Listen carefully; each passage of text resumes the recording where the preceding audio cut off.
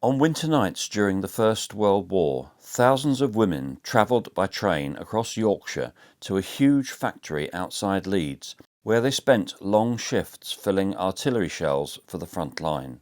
Most of the workers were women and girls, many of them barely out of school, and although the pay was good, everyone understood the danger. Workers were searched before entering, and even hairpins and matches were forbidden because a single spark could trigger catastrophe. Still, after months of war, those risks had gradually become part of everyday life. The women carried on under exhausting conditions because many believed the ammunition they handled might help brothers, husbands and sweethearts fighting in the trenches. Then, on the night of the 5th of December 1916, something went wrong inside a building known as Room 42. Within seconds, the factory would become the site of the worst disaster in Leeds history. The factory was called Barnbow.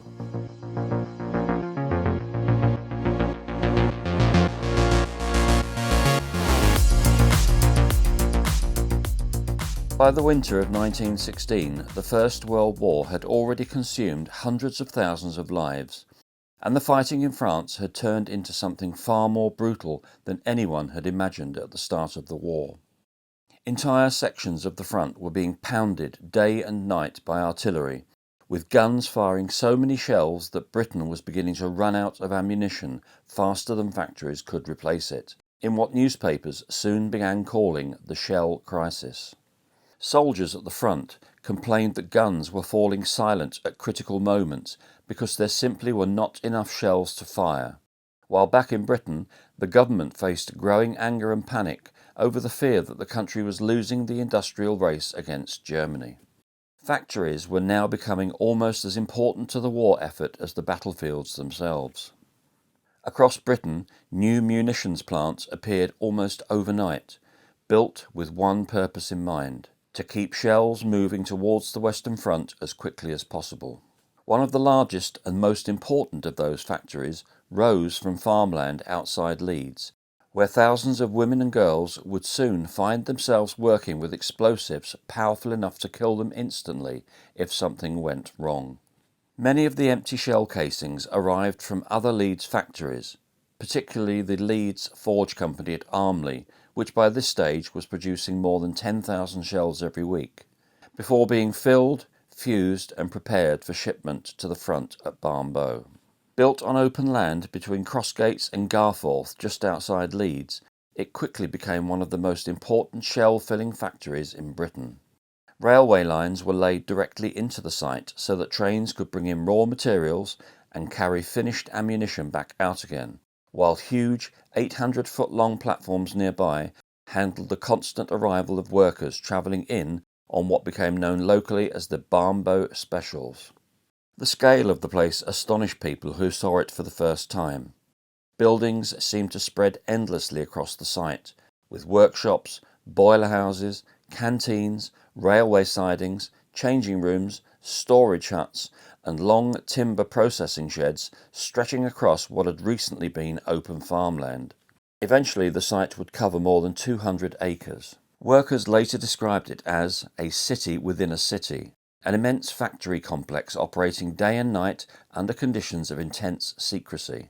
Built at remarkable speed and ready for shell-filling operations by December 1915, its rapid construction and expansion were barely reported publicly because of wartime security concerns.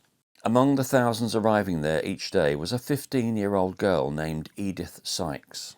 Edith came from an ordinary Yorkshire family, and like many girls of her age during the war, her life had already been shaped by events happening hundreds of miles away in France and Belgium. For girls like Edith, Barnbow offered something unusual for the time. The wages were far better than most young women could hope to earn elsewhere, especially compared with domestic service or shop work, and in working-class communities that money mattered enormously. Families relied upon it for food, rent and daily survival, while fathers, brothers and husbands were away fighting.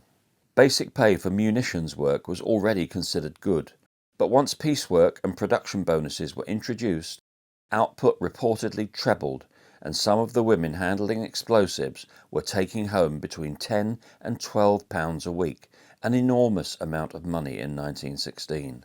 But although the wages could transform a family's finances, the conditions inside Barnbow were harsh, exhausting and often dangerous.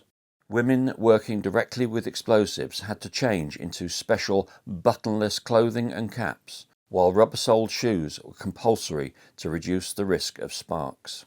Anything capable of causing friction or ignition, including hairpins, combs, cigarettes and matches, was strictly banned from the factory floor.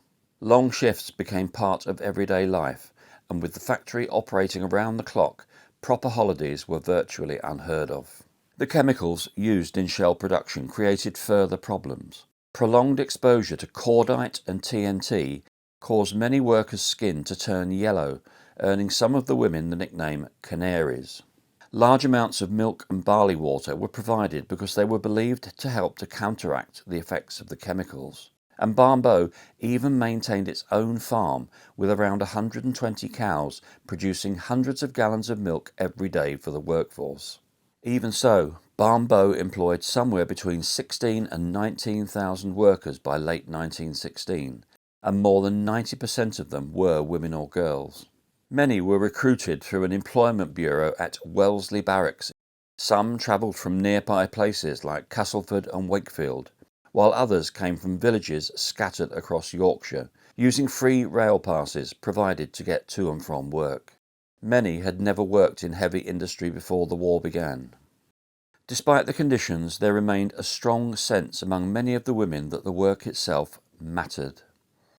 The shells they handled would eventually be fired by British guns at the front, and many genuinely believed they were helping protect the men they loved. It created a shared sense of purpose that helped people accept conditions which, under normal circumstances, would have seemed intolerable. Even the layout of the factory reflected the dangers involved. Buildings were separated by large earth embankments designed to contain explosions if one occurred, because everyone understood the risks of working in a place like Barnbow. Yet despite everything, daily life inside the factory developed its own strange rhythm. The women sang while they worked to help pass long shifts, shared gossip across production lines, and formed close friendships under exhausting conditions. Some scribbled messages onto shells before they were packed away for transport overseas, often aimed at the Kaiser or intended as encouragement for British troops. Others simply tried to make the work feel normal, because after months of war, danger itself had become part of ordinary life. Edith Sykes became part of that world. She should not technically have been working in one of the more dangerous sections, because girls handling explosives were supposed to be older, but wartime labour shortages constantly blurred those rules. Young workers were common at Barnbow, and many lied about their age in order to secure better paying work. On the evening of Tuesday the 5th of December 1916, Edith only went to the factory because her older sister, Agnes, was ill with flu and unable to work her shift. Edith agreed to take her place, probably believing it was no more significant than swapping shifts for a family member. And the night shift began as normal. Inside room 42, around 150 women and girls were working on one of the final stages of shell assembly.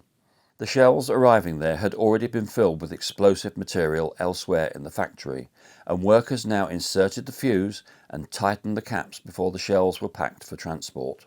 It was repetitive work requiring concentration and care. A worker inserted the fuse by hand before placing the shell into a machine that tightened it securely into place. The women had performed the same task thousands of times before, and although everyone understood the risks, routine helped create a sense that the process was controlled. At 10:27 p.m, that illusion disappeared. Something went catastrophically wrong with one of the shells. Although the exact cause was never fully established, investigators later believed a shell may have contained an incorrect charge or had been improperly prepared before reaching the machine. When it was tightened into place, the shell detonated. The explosion tore through room 42 instantly. The timber building disintegrated under the force of the blast, throwing machinery, shell fragments and splintered wood across the room, while overhead steam and hot water pipes burst apart at the same moment. Survivors later described boiling water pouring down through smoke and debris as workers struggled to escape from a building collapsing around them. Women nearest the explosion were killed immediately. Others were trapped beneath wreckage or badly burned while smoke and steam filled the room. The violence of the blast was so severe that some victims could only be identified later using the identity discs they wore around their necks. Across the factory site, workers heard the explosion and immediately understood what had happened. Rescue attempts began almost at once, despite fears that further detonations could follow. Men and women rushed towards the remains of Room 42, searching for survivors trapped beneath collapsed beams and shattered machinery. One of those rescuers was a mechanic named William Parkin, who repeatedly entered the wreckage and helped carry injured women to safety. Witnesses later credited him with rescuing around a dozen workers that night, although little official recognition followed during the war itself. The women later presented him with an engraved silver watch in gratitude for what he had done. For those who survived, the scene inside Room 42 remained impossible to forget. Steam hissed from broken pipes overhead, while injured workers cried out beneath debris, and rescuers searched through smoke and darkness, trying to find anyone still alive. Many of the survivors suffered terrible burns, fractures, and internal injuries, while others were left traumatized by what they had seen. By the end of the night, 23 women and girls were dead.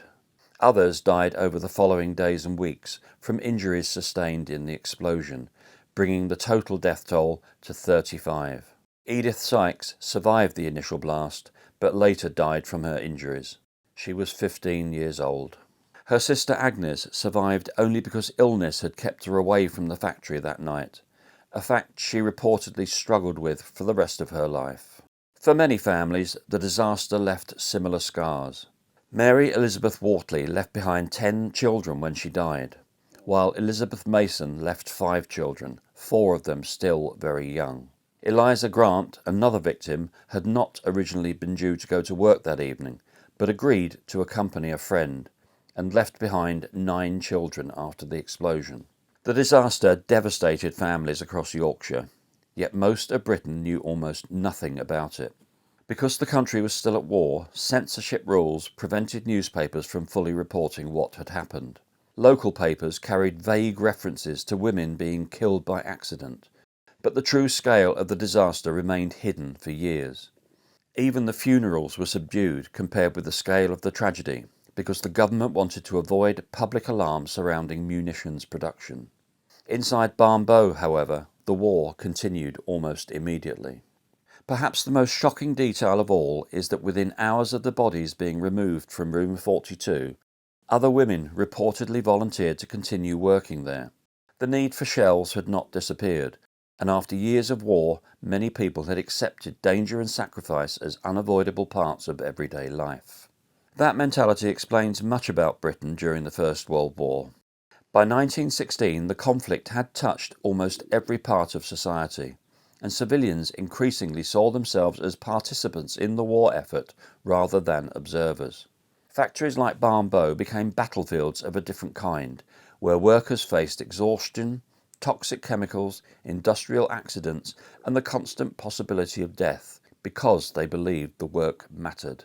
However, the danger never truly went away. The explosion in Room 42 was not the last tragedy at Barnbow.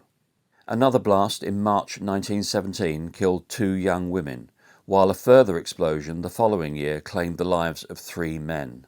Even after the disaster of December 1916, the factory continued operating under the same dangerous conditions because Britain still desperately needed shells. By the end of the war, Barnbow had filled millions of shells and cartridges, accounting for roughly 15% of all British shells fired during the conflict. When the armistice arrived on the 11th of November 1918, production finally stopped. Much of the original factory was demolished during the years that followed, although the site later returned to military production during the Second World War, when it reopened as a Royal Ordnance Factory involved in tank manufacturing. Over the decades that followed, Centurion, Chieftain and early Challenger tanks would all be connected to the site. During the privatisation of the factories, Vickers Defence Systems took over in 1986 and continued Challenger tank production there before operations finally ended in 2004. Now, that later history creates a personal connection for me because two members of my extended family completed engineering apprenticeships at Barnbow during the 1980s, long after the original shell-filling factory had disappeared.